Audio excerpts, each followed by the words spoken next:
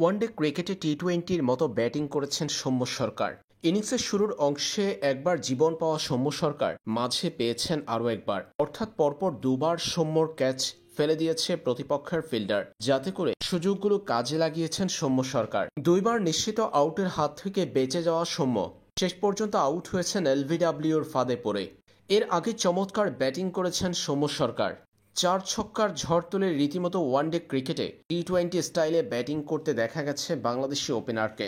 73 বলে এদিন 73 রানের ইনিংস খেলেছেন সৌম্য। 100 স্ট্রাইক রেটে তার ইনিংসে ছিল 4টা ছক্কা ও 6টা চারের মার। 4 ছক্কা ও 6 চারে চমৎকার এই ইনিংসটি খেলেছেন সৌম্য সরকার।